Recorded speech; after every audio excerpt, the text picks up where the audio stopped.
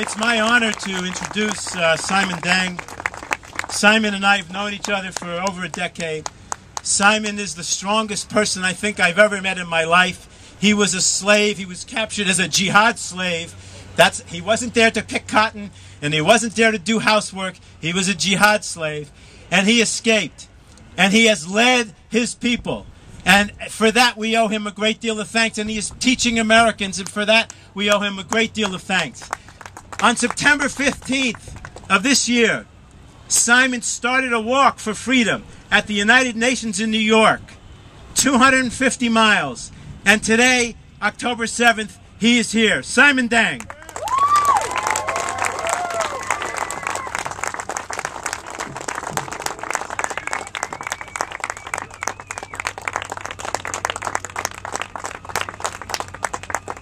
Thank you. Thank you. Freedom, oh yay! Freedom, oh yay! Southern Sudan, oh yay! Southern Sudan, oh yay! Referendum, oh yay! Referendum, oh yay! A nation to be born, oh yay! A nation to be born, oh yay! Thank you very much. Thank you.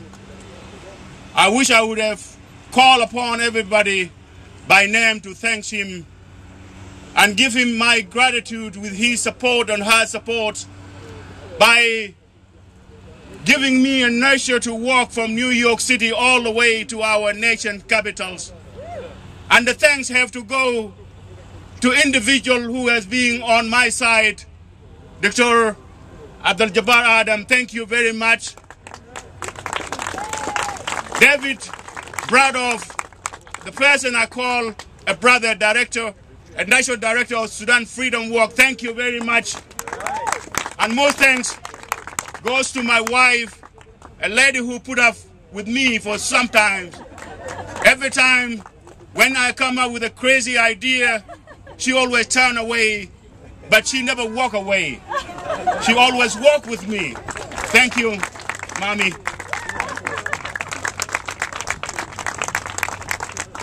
My fellow Americans and my fellow Sudanese, this walk is not Simon Deng walk or is not Abdul Jabbar walk. It is the Sudanese walk. This walk is the walk that the Southern Sudanese has been walking since 1955. In other words, this is the walk that the Southern Sudanese has been walking for 55 years. These walks, it is the walks that those who perished, who has been slaughtered, 3.5 million Southern Sudanese was slaughtered by the sitting government in Khartoum. This is their walk, not my walk. This is a freedom walk that being started by individuals long ago in 1955 when the Khartoum government started their policy. Their policy of discriminations, this policy of genocide, that Southern Sudanese, for them to survive in that nation, they have to follow what is this policy. The policy of Islamization, the policy of Arabization, and the policy of enslavement. Slavery is still going on in Sudan. Genocide, which is started and took 3.5 million lives in Southern Sudan, is now going on in Darfur. My fellow human beings and my fellow freedom lovers, if you love freedom as we do as Americans, let's look at the nation that took away the life of millions and millions and is still oppressing people up to today. Time has come. Time has come for people of Southern Sudan. In fact, this work, it is the work of 3.5 million that perish in that country to say,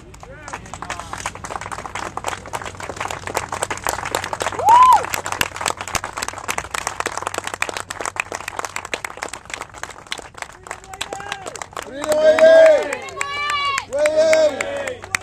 Freedom, oh yay! South Sudan, way! South Sudan, way! One nation, way!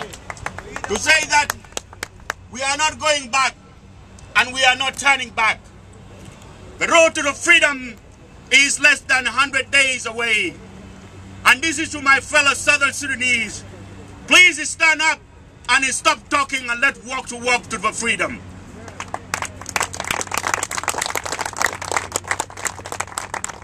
No one in Southern Sudan never lost a loved one. Every single family.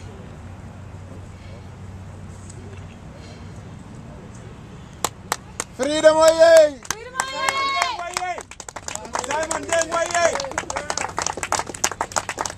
Mr. President, come and look me in the eyes, and you see the tears.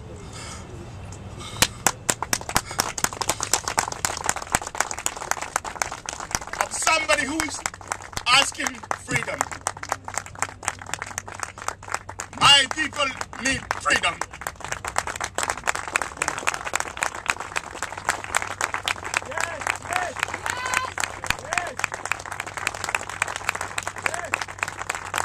This is the second walk. Mr. President, I know you very well. We sat together and we talked face to face. I want you to sit down with me face to face. Mr. President, of course you're going to see it. Time has come to show the leadership of America. The CPA, it is the legacy of the United States of America. The CPA, it is the fruit of the Sudan Peace Act that translates into the CPA. If you, America, cannot uphold your principles of commitment, then we should not call ourselves the leader of free worlds, because we're talking about freedom. People of Southern Sudan talking about freedom. We don't want no war. We don't want anybody to die against after 3.5 million already perished. We don't want anybody to be enslaved.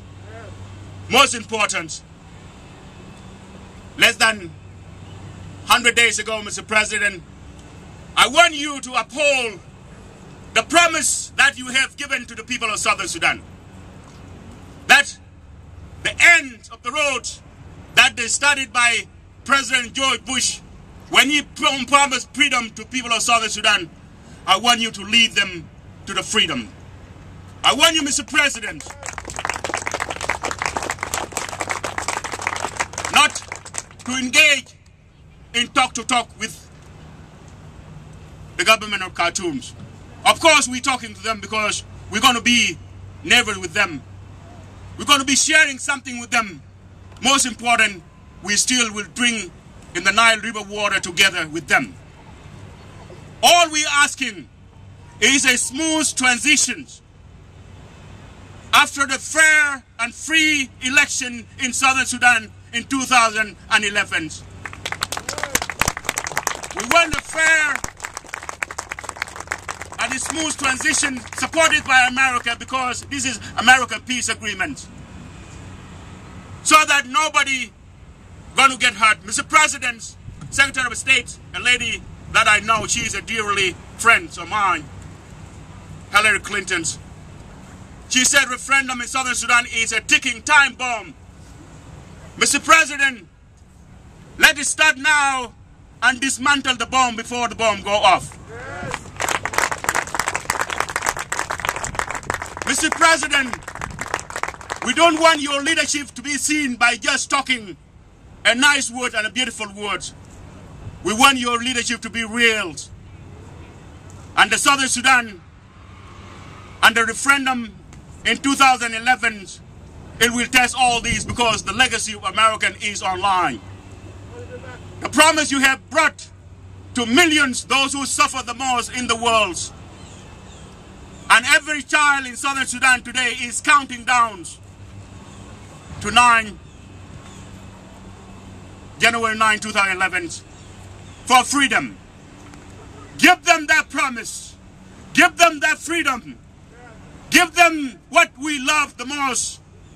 Against and against should not be the word as usual. It have to be the word with a commitment and leadership.